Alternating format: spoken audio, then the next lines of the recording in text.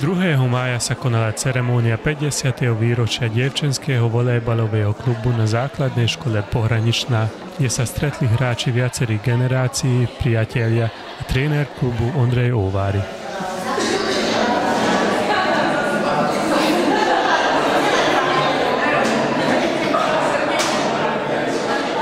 Vychádza sú tu všetci priatelia volejbalu a my sa príjemne, aj keď teda pri príležitosti 50. výročia klubu a trénerskej činnosti pána doktora Óváriho, dlhoročného trénera. Takže odovzdala by som jedno slovo.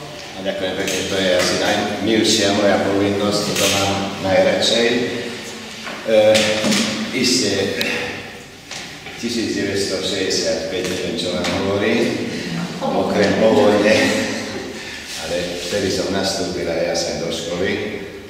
My sme tu mali ročnú prax, vtedy som bol troška mladší a začali sme sa zaoberať so športom, najprv basketbalom, niektorí možno sa pamätajú, možno niektorí nie, potom sme prešli na volejbal, dievčat. Hlavne na tejto škole bola taká báza, tak viete, že boli aj úspechy. V 1976 sme vyhrali majstrovstvá Československa v Prešove. V 1996 sme tu mali majstrovstvá sveta študentov vo volejbale. Tú organizáciu vlastne my sme vládli a dostali sme ozaj pochvalu a pred nami majstrovstvá sveta boli v Paríži, potom tu v Komárne, tak myslím, že pre Komárne to bola česť. Vtedy bol primátorom pán Páskor, on veľmi podporoval šport. V mojich očiach asi patril medzi tých posledných asi medzi tých primátorov, ktorí podporovali asi najviac šport. Ja Bandyho poznám v podstate z detstva, trošku je podobne starší a považujem ho za jedného, myslím si, že ani nie je fanatika, ale romantika. Čiže to v dnešnom svete už ani neplatí ten romantický vzťah športu. Ja sa teším, že ma pozval sem, vždy som sledoval jeho nadšenie, niekedy sem tam sme mali konflikty, nie konflikty, ale tak ja som zastupoval kajak a on vehementný volejbal pri rozdielnosti peniazy, lebo peniaze sa spravodlivo nedajú rozdielovať. No ale ja len to chcem poukázať na vás, že ten šport vám určite dal veľa, lebo ste ešte krásne, zrelé ženy a to zrejme má veľký vplyv na to, že ste športovali. Spomínam si na tie roky, keď som chodil okolo toho volejbalu, zúčastňoval som sa aj rôznych turnajov, rôznych zájazdov, ktoré boli zorganizované a súhlasím vám tým, že boli dosahované skutočne celkom slušné výsledky. Samozrejme, ja si pamätám tú generáciu, o ktorej hovorím, tú generáciu z Patriky Redka a jednoducho tých zo pár rokov, ktoré som strávil v spoločnosti či Bandyho a ostatných, stojí za to, aby som aj sa tu zúčastnil, aby sme si na to spomenuli a jednoducho aj práve z toho dôvodu som přišel. Díky Ondrovi sem jezdíme už kolik 20 let? No, od 18 let na tyhle turné, které on tady pořádá.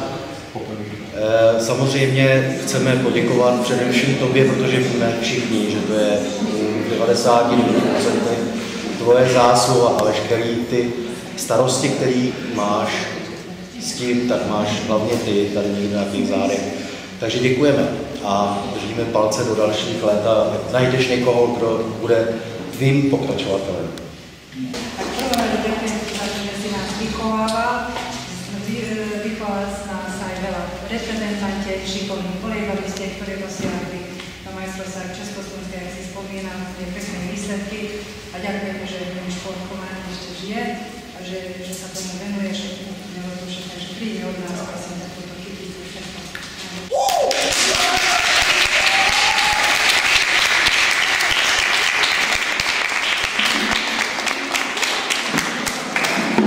Ďakujem. Ďalší bod.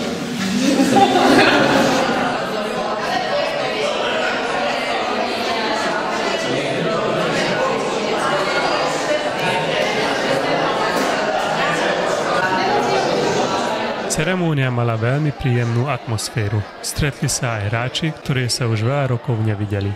Po večeri sa bývali hráči spomínali na súťaže, na minulosť a samozrejme na volejbal.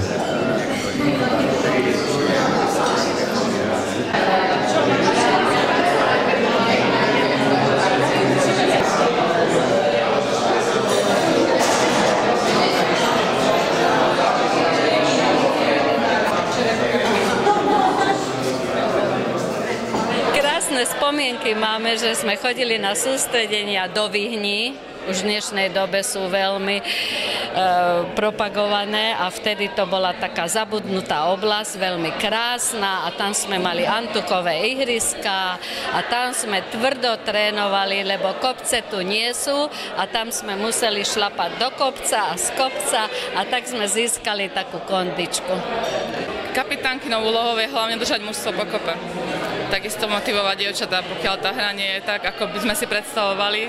A takisto to bolo o komunikácii medzi mnou a trénerom, aby sme vedeli, akú taktiku zvoliť a akým spôsobom držať to družstvo na tom ihrisku spolu a aby sme bojovali za tým, aby sme vyhrali. Ja si myslím, že to bolo hlavne o tom, ako dievčatá bojovali na každom jednom zápase, takže úroveň ako taká bola vysoká a takisto konkurencia medzi dievčatami, takže každá jedna musela vydať do seba to maximum. A tréner nás takisto motivoval stále k tomu, aby sme vydávali to maximum z nás.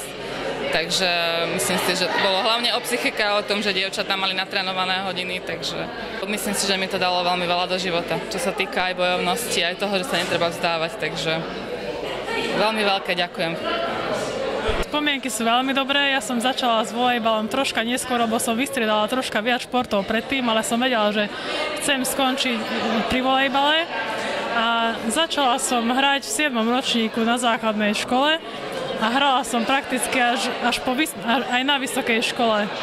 A zážitky sú úžasné, hlavne to, že čo sme boli vo Francúzsku dvakrát a dvakrát boli francúzske dievčatá u nás. Martu Jandovú, Tótovú a to som spomínala túto pani Podhornej, že som ako dieťa si veľmi dobre pamätám tváre a všetky tie hráčky, aj ktoré hrávali a trocha ma mrzí, že nikto skoro neprišiel, ale ako deti sme sa veľmi tešili, keď sme mohli podávať lopty na ihrisku a volejbal mi zabil veľmi veľa času, lebo som chodila vlastne skoro od pondelka do piatka na tréningy, aj na zápasy v soboty, niekedy aj nedele, aj na turnaje, ale vôbec ten čas neľutujem, lebo som spoznala, bola v kolektíve perfektných dievčat a veľmi som rada, že som ich vlastne spoznala a mohla som hrať ten volejbal a šport a veľmi je dôležitý a pre dnešnú mládež odkazujem, aby sa snažili čo najviac športovať a udržiavať kontakt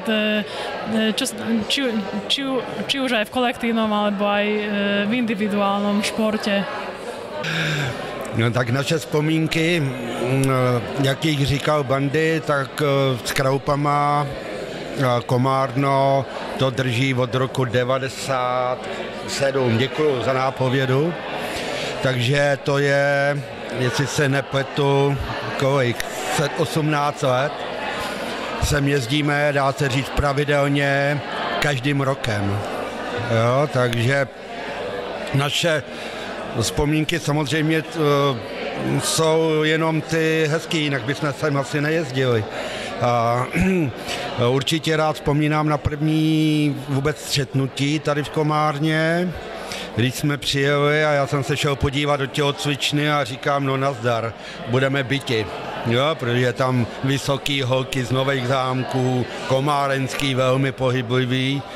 A nakonec jsme teda ten turnaj vyhráli, což jsem považoval za velký úspěch a samozřejmě jsme tady navázali další kontakty, Rostia, těch jmen je moc, nerad bych na někoho zapomněl, nerad teda. A říkám, ty vzpomínky byly jenom krásný, nic jiného.